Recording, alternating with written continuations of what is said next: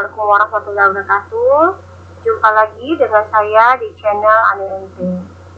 Pada kesempatan ini kita akan membahas tentang tindakan praktikum fisioterapi dada, yang mana tindakan ini adalah suatu kelompok terapi yang digunakan dengan kombinasi untuk memobilisasi sekret pulmonal. Tindakan ini harus selalu disertai dengan batuk efektif dan penyisapan bagi pasien yang tidak sadar ya. Nah, kalau misalnya sadar ya tidak dilakukan penyisapan sekret. Kemudian untuk fisioterapi dada ini meliputi rangkaian postural drenase, perkusi, dan vibrasi. Untuk fisioterapi dada ini adalah salah satu daripada fisioterapi yang sangat berguna bagi penderita penyakit respirasi baik yang bersifat akut maupun kronis. Fisioterapi dada ini walaupun caranya kelihatan tidak istimewa, tetapi tindakan ini sangat efektif dalam upaya mengeluarkan sekret dan memperbaiki ventilasi pada pasien dengan fungsi paru yang terganggu.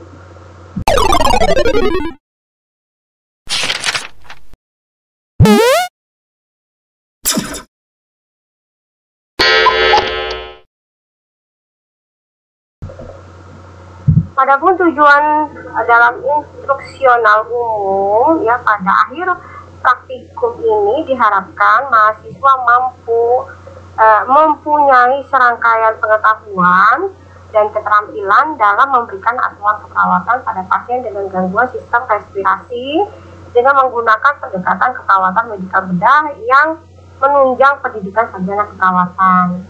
Tujuan instruksional khusus, mahasiswa mampu mengungkapkan definisi dan fisioterapi dada. Mahasiswa mampu mengungkapkan tujuan fisioterapi dada. Mahasiswa mampu mengungkapkan konsep keperawatan fisioterapi dada. Kemudian mahasiswa mampu melakukan prosedur tindakan SOP atau standar operasional prosedur fisioterapi dada. Nah, untuk pelaksanaannya ya selanjutnya, kemudian di sini kita ada metode evaluasi ya, pre-test, post-test, sikap dan penampilan saat mengikuti skill lab, kemudian laporan lab, dan kemudian akhir skill lab. Untuk tata tertib ya kita lewatkan saja. Nah, ini masuk langsung ke pembahasan tentang fisioterapi dadanya. Nah, ini kita mempunyai skenario, misalnya nurse bulan akan melakukan fisioterapi dada pada pasien dengan gangguan sistem respirasi. Ini ada beberapa minimal questionnya ya. Kemudian definisi fisioterapi dada itu adalah salah satu dari pada fisioterapi yang sangat berguna bagi penderita penyakit respirasi baik yang bersifat akut maupun kronis. Fisioterapi dada ini dapat digunakan untuk pengobatan dan pencegahan pada penyakit paru obstruksi menahun, penyakit pernapasan restriktif ya, termasuk kelainan neuromuskuler dan penyakit paru restriktif karena kelainan pada penyakit paru seperti fibrosis dan pasien yang mendapat ventilasi mekanik. Fisioterapi dada adalah suatu serangkaian tindakan keperawatan yang terdiri atas perfusi, vibrasi, postural drenase, latihan pernapasan atau napas dalam, dan batuk efektif.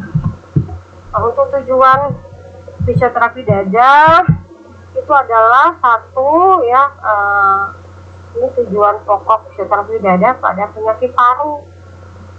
Pertama, mengembalikan dan memelihara fungsi otot dan pernapasan, membantu membersihkan sekret dan bronkus untuk mencegah penumpukan sekret, kemudian memperbaiki pergerakan dan aliran sekret. Nah, kemudian tujuannya meningkatkan efisiensi pernapasan dan ekspansi paru. Kalian dapat bernapas dengan bebas dan tubuh mendapatkan oksigen yang cukup. Kemudian mengeluarkan sekret dari saluran pernapasan. Untuk fisioterapi dada ini dapat digunakan untuk pengobatan dan pencegahan pada penyakit paru obstruksi menahun, penyakit pernapasan restriktif termasuk kelainan muskuler dan lainnya ya, dengan tindakan fisioterapi dada, dengan tindakan postural drenase, perfusi, dan vibrasi. Nah, untuk kontraindikasi fisioterapi dada Ada yang bersifat mutlak seperti kegagalan jantung, kemudian status asmatikus, renjatan, dan perdarahan masif. Sedangkan kontraindikasi relatif seperti infeksi paru urat, ya, patah tulang, ischias, atau luka bakar, atau luka baru bekas operasi. Kemudian tumor paru dengan kemungkinan adanya ganase serta adanya kejang rangsangan. Untuk kompetisi dasar lain untuk melakukan tindakan ini, dalam melakukan fisioterapi dada, perawat juga dapat melakukan hal-hal berikut ini. Pertama, auskultasi dada, suction, visitoring, batuk efektif, serta latihan bernapas. Nah, ini ada anatomi daerah target tindakan, ya. Ini anatomi yang terjadi sasaran, yaitu pada bagian dada area paru-paru. Aspek keamanan dan keselamatan, ya, ini ada hal-hal yang berkaitan dengan keamanan dan keselamatan dalam fisioterapi dada. Pertama, setelah prosedur, klien disarankan untuk sikat gigi.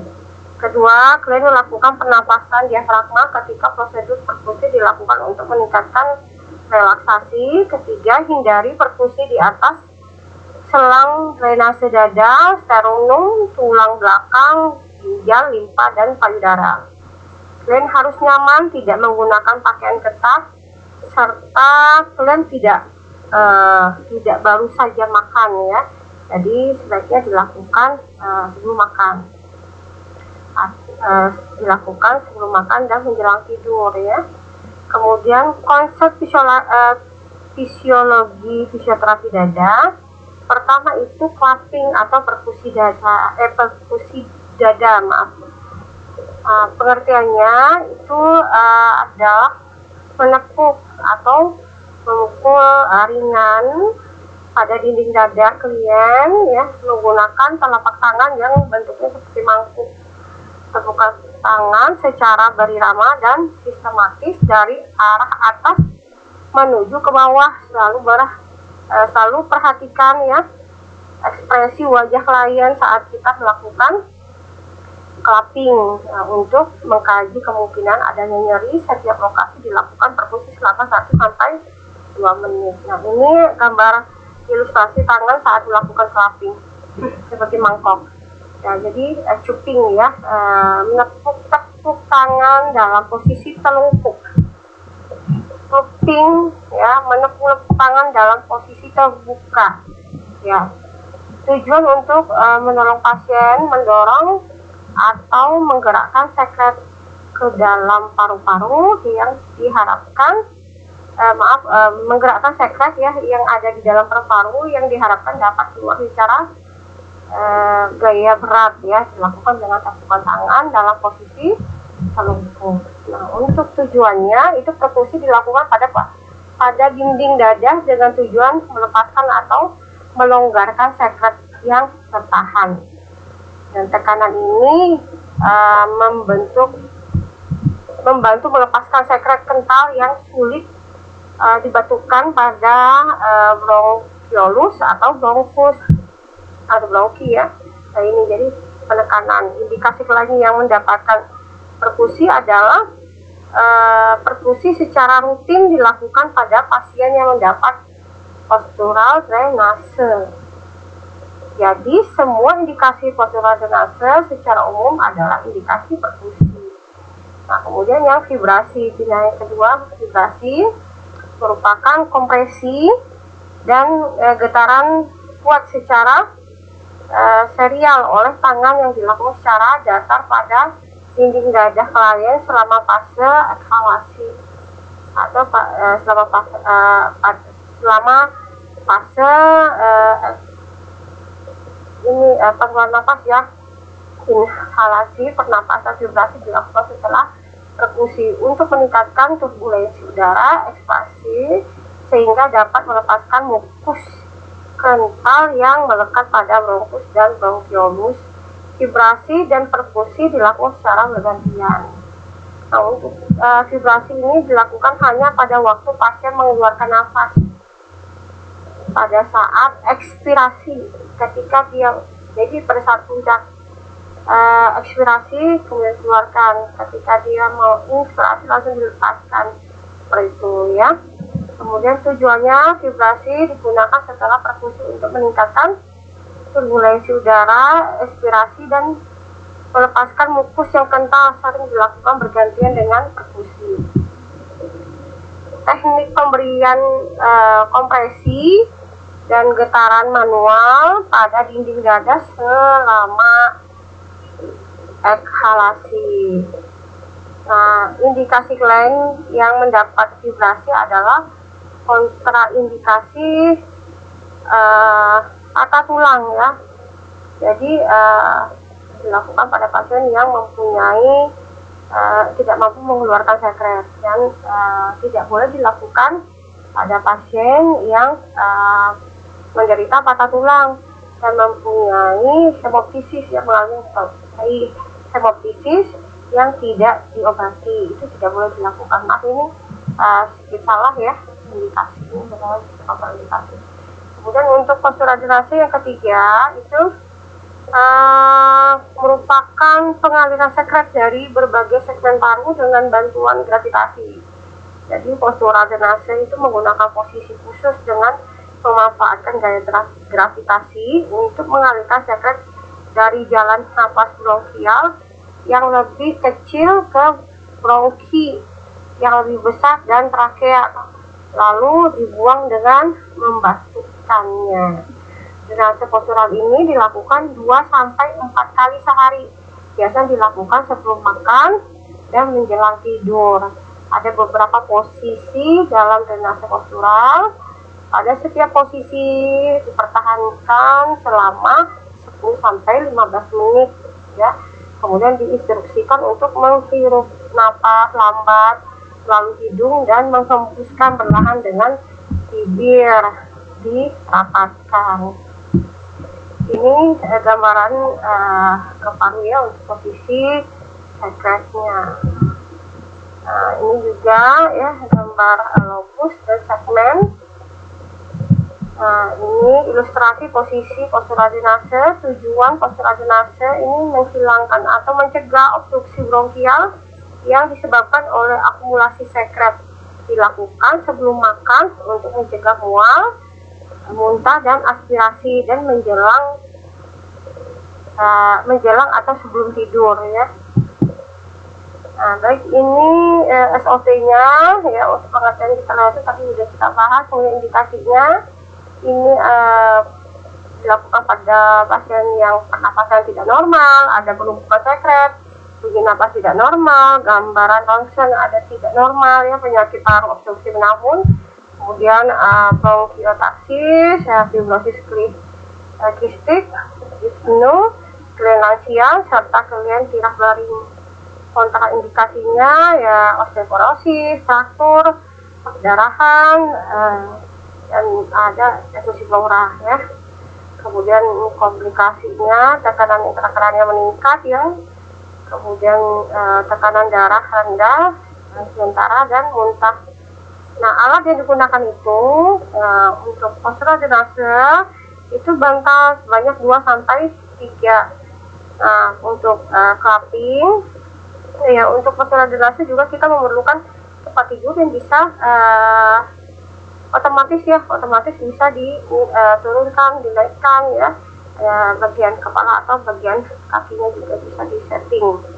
Kemudian perkusi atau clapping dan vibrasi itu alatnya adalah handuk kecil ya. Nah, perlu kita menggunakan handuk kecil, dan bila perlu juga peniti, takutnya ketika kita clapping handuknya jatuh-jatuhan. Jadi perlu kita menggunakan handuk ya, supaya tidak terjadi iritasi pada kulit pasien saat kita clapping. Kemudian alat wajib ya di setiap tindakan itu adalah tisu wajah, tisu makan ya, tisu gitu. Kemudian untuk ketika dia setelah membuang sekret ya, setelah basuh itu untuk mengelap mulutnya. Kemudian segelas air hangat, kemudian masker ya, kalau misalnya pasiennya menderita gangguan respirasi ya, sebelum biasanya itu dapat menularkan gitu. Jadi supaya kita juga dapat menjaga kesehatan juga, ya, tidak terinfeksi ya. Jadi kitanya harus menggunakan masker ya. Kalau pasien kan bisa menggunakan masker, tapi ketika dia mau batuk ya, dianjurkan untuk membuka maskernya, atau dalam kondisi lebih nyaman ya, kalau misalnya di ruang khusus ya, biasanya kita aja yang melakukan menggunakan masker gitu ya. Nah, takutnya ketika pasien menggunakan masker, apalagi dengan gangguan respirasi, malah tambah sesak seperti itu ya. Kemudian ada sputum pot ya, untuk mengeluarkan sputum. Kemudian air hangat ya yang kita butuhkan ya, bukan air dingin atau biasa, air hangat untuk mengencarkan sakit. Nah, cakupan fisioterapi dada, ini postural drenase ya. Untuk ketentuannya drenase postural ini dilakukan 2-4 kali ya, tadi sudah kita bahas, dipertahankan 10-15 menit dilakukan ya, sebelum atau menjelang tidur, sebelum makan ya. Ini perkusi slappingnya, posisi tangan. Nah, ini untuk vibrasi ya. Kemudian fase kerjanya ya, fase kerja sesuai dengan cakupan. Untuk fase postural drenase, ikuti protokol standar umum ya, dalam intervensi keperawatan seperti perkenalan diri terlebih dahulu ya, kemudian pastikan identitas pasien, jelaskan prosedur dan alasan tindakan cuci tangan, kemudian pilih area yang tersumbat yang akan didrenase ya, berdasarkan pada pengkajian sebuah bidang paru, data klinis, gambaran foto dada. Agar efektif, tindakan harus dibuat individual untuk mengatasi spesifik ya dari paru yang tersumbat. Jadi pada saat kita melakukan sebelum kita melakukan fisioterapi dada, perkusi hidung kelapis, itu kita harus melakukan pemeriksaan fisik dulu ya, dengan mengauskultasi,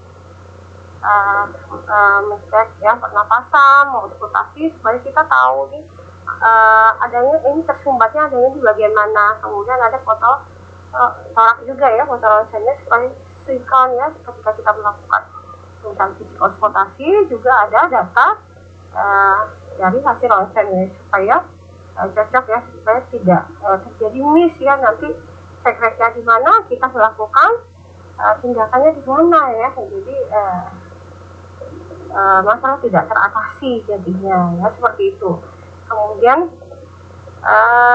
baringkan klien dalam posisi untuk mendrenase area yang tersumbat, bantu klien untuk memilih posisi sesuai kebutuhan ya. Kemudian ajarkan klien untuk mengatur posisi lengan dan kaki yang tepat. Letakkan bantal sebagai penyangga dan kenyamanan pasien khusus dipilih untuk mendrenase setiap area yang tersumbat. Jadi sesuai dengan di bagian mana sih ada sekretnya. Nah, misalnya nih, pertama sekretnya itu adanya di bagian apal lobus ya, kedua lobus atas segmen apikal misalnya.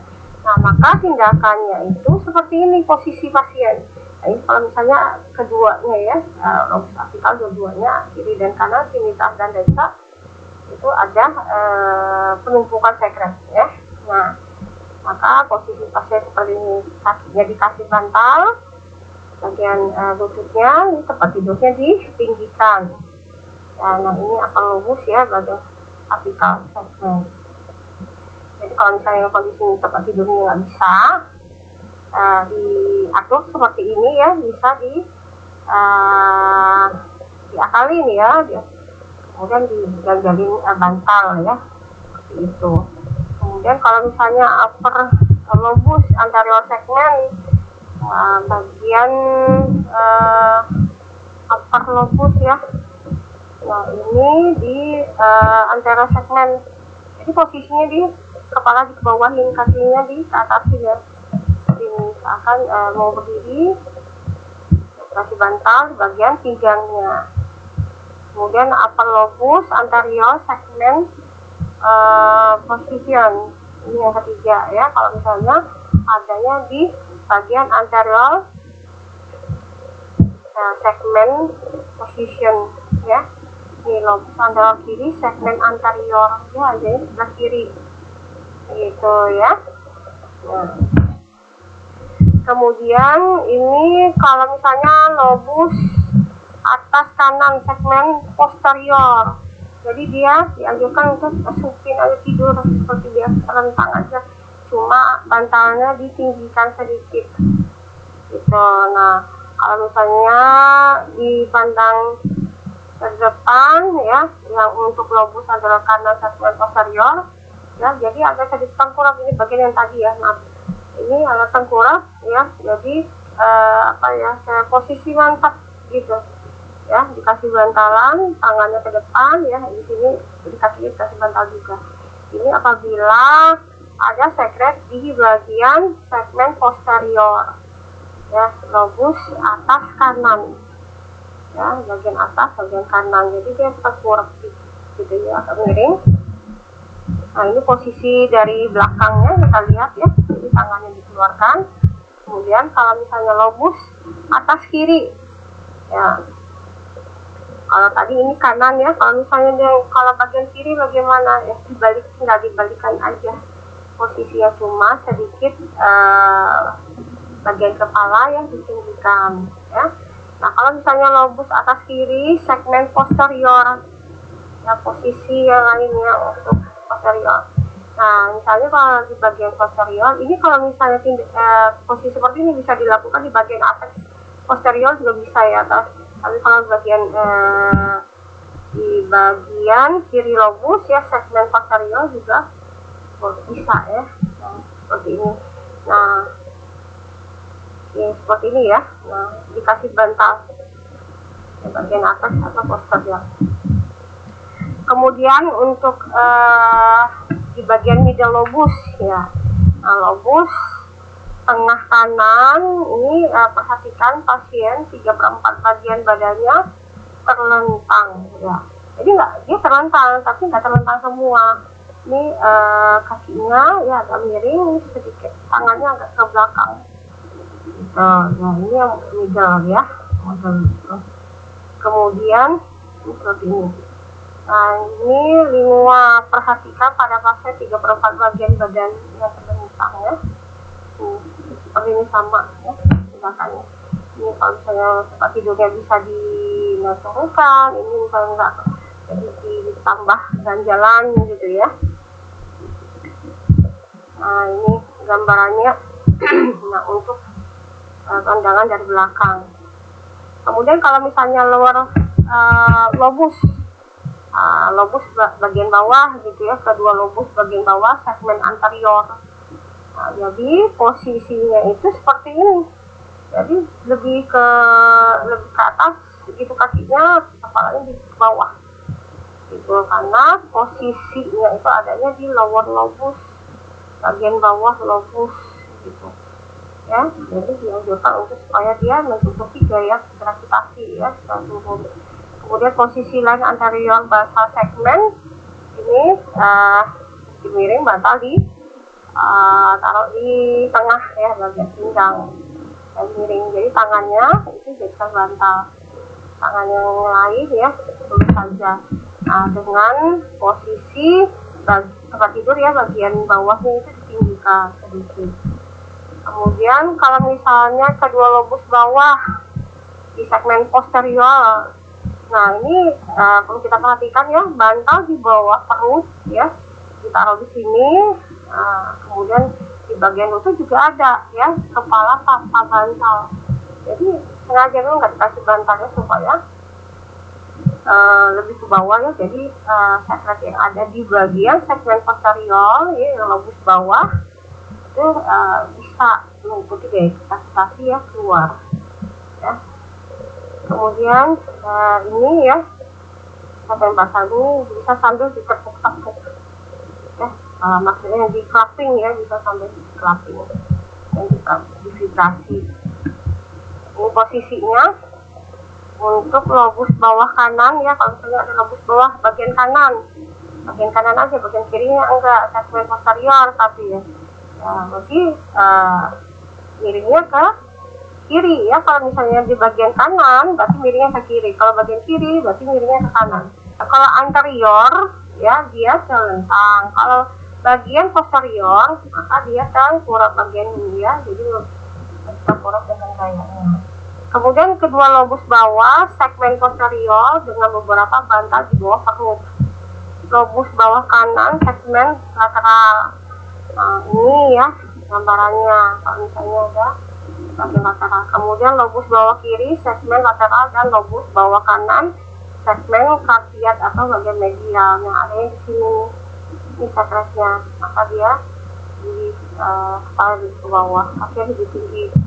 Kemudian untuk lobus bawah segmen superior ya, jadi kalau misalnya bagian bawah superior berarti kakinya ditinggikan ya, kakinya ditinggikan. Kemudian ini posisinya ya, ketika kita lakukan ya, lakukan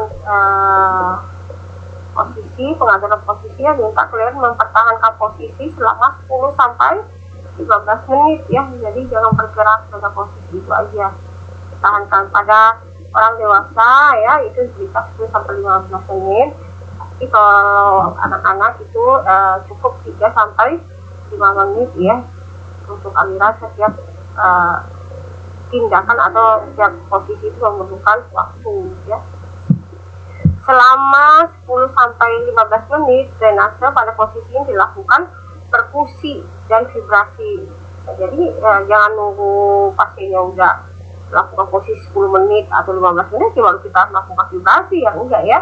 Jadi bisa kita lakukan bersamaan, tapi nggak boleh berlama-lama ya. Jadi cukup kalau misalnya clapping ya cukup 1 sampai 2 menit. Kalau vibrasi ya bisa dilakukan 3 sampai 5 menit. Nah selebihnya ya udah biarkan pasien dalam posisi seperti itu. Nah kita lakukan clapping ketika pasien sudah mau melakukan mendekati 15 menit gitu ya. Sudah mendekati waktu 15 menit baru kita clapping, karena kita bisa prediksi. Kenapa harus seperti itu? Karena setelah kita clapping dan vibrasi, maka kita anjurkan pasien untuk tarik nafas dan membatukan ya, membuang sekretnya. Jadi setiap tindakan itu jadi kita anjurkan pasien untuk sekret, membuangnya, membatukannya. Jadi dilakukan sebenarnya tidak semua tindakannya gaya ini semuanya dilakukan, jadi tergantung di daerah mana sekret itu menumpuk gitu, ada hambatan aliran nafas itu adanya di mana, di situ. Jadi tidak semua merta tindakan atau posisi kita praktekkan ya, tidak, jadi sesuai dari hasil pemeriksaan auskultasi ya. Kemudian setelah drainase pada posisi pertama, minta kalian untuk duduk dan batuk ya, ini ya, tampung sekret yang dikeluarkan dalam sekutum pol. Jika kalian tidak bisa batuk, harus dilakukan pemeriksaan lendir. Setiap sekret yang dikombinasi ke dalam jalan nafas harus dikeluarkan melalui batuk atau pengusapan ya, sebelum kalian dibaringkan pada posisi. Dengan selanjutnya batuk akan sangat efektif bila kalian duduk dan membungkuk ke depan. Jadi setelah tindakan kita anjurkan pasien duduk ya untuk membatukan. Nah, sebelum kita anjurkan dia membatukan, kita berikan air hangat terlebih dahulu ya. Setelah kita berikan air hangat, kita anjurkan dia batuk. Nah setelah itu masih nggak keluar, kita anjurkan untuk batuk lagi, anjurkan untuk minum air hangat lagi, kemudian baru kita anjurkan untuk batuk gitu. Nah setelah itu baru kita periksa kembali ya, kita auskultasi kembali ya area-area yang kita yang tadinya kita curigai ya ada penumpukan sekret seperti itu ya. Nah tindakan ini ya diulang ya, diulang terus 3 hingga 9 sampai semua area tersumbat yang dipilih telah ada lagi gitu ya. Setiap tindakan tidak lebih dari 30 sampai 60 10 menit ya. Jadi setiap tindakan itu, sekali tindakan itu nggak lebih dari 30 atau 60 menit. Jadi setengah jam atau 1 jam sudah selesai. Jadi nanti akan kita lakukan kembali ya. Jika posisi ini digunakan hanya untuk mengalihkan area yang tersumbat dan berdasarkan pada pengkajian individual ya. Dan ulangi pengkajian ya yang tadi, mencuci tangan, kemudian mengurangi transmisi ke organisme ya, dan tetap ya, jadi proteksi diri juga ya. Untuk fase perkusinya ya dilakukan ketika posisi drainase ya, ikuti protokol standar umumnya ya, intervensi perawatan seperti perkenalan diri ya. Tadi kalau misalnya sudah tadi ya, jadi sekalian aja gitu ya, jadi kita tidak melakukan perkenalan diri ya pada saat clubbing, jadi bisa dilakukan bersamaan. Kemudian untuk fase vibrasi ya setelah perkusi clubbing, setelah clubbing 1-2 menit ya. Kemudian lanjut kita, ini masih dalam posisi postural drainase ya pasiennya, kan membutuhkan waktu 15 menit ya. Nah, kemudian kita cupping ya, lalu kita kasih, kalau misalnya kulit pasien sensitif ya, kita alasin dengan handuk ya. Takut handuknya ini kita kasih peniti kalau misalnya takut handuknya jatuh gitu ya, apalagi dengan posisi kepala di bawahkan gitu, kaki di ataskan atau sebaliknya ya, takutnya melorot-lorot gitu ya, gitu. Bisa diberikan peniti. Kemudian kita clubbing ya 1-2 menit. Setelah 1-2 menit kita lanjutkan untuk vibrasi ya. Ini cara vibrasi, jadi tangan bisa bergantian ya, dilihat posisi pasien. Nah, ini dianjurkan kalian tarik nafas terlebih dahulu sebelum kita vibrasi. Kita mengikuti pasien tarik nafas atau ibu, nafas dalam dan lambat ya, untuk meningkatkan relaksasi pasien ya. Selama masa ekspirasi, kemudian tegangkan seluruh otot tangan kita nih, lengan serta siku, lalu getarkan ketika pasien itu mengeluarkan nafasnya ketika ekspirasi ya. Perhatikan gerakan ini, dihasilkan dari otot bahu ya. Kemudian ya lihat ini ya, jadi udah ancang seperti mau apa ya, LGP gitu ya. Kemudian vibrasi selama 3-5 kali ya, jadi lakukan 3 kali gitu ya. Maaf, bukan 3-5 menit ya, 3-5 kali. Kemudian tadi kita seperti itu ya.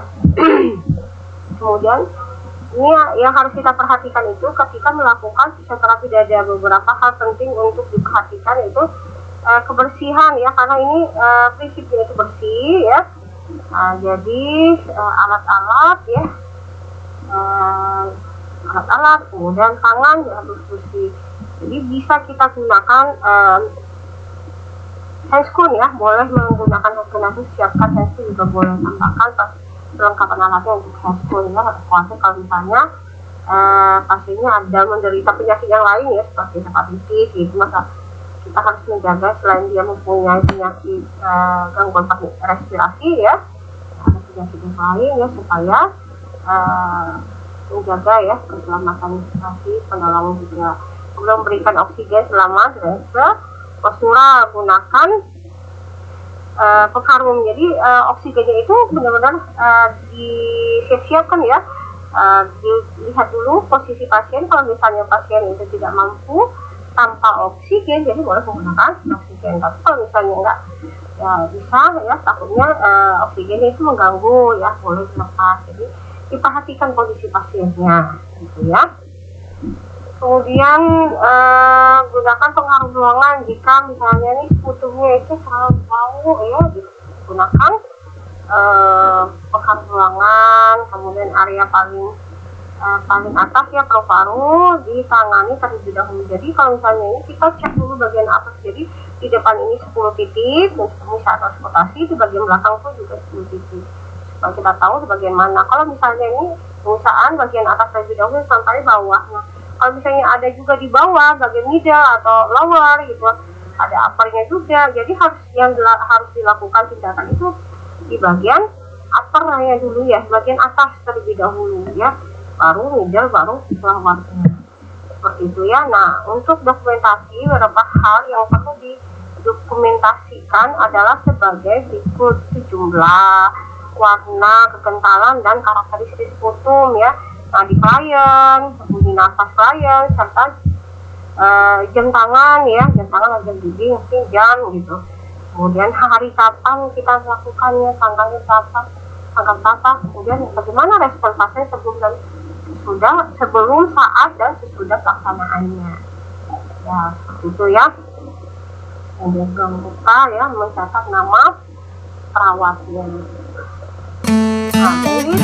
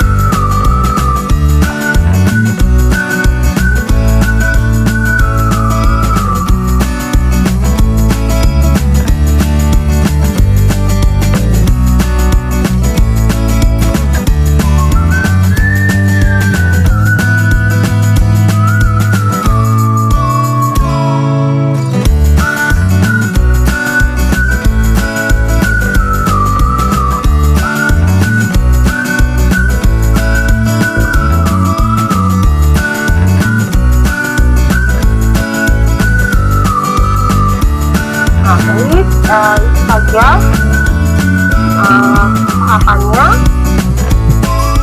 Dan kurangnya saya mohon maaf. Wassalamualaikum warahmatullahi wabarakatuh.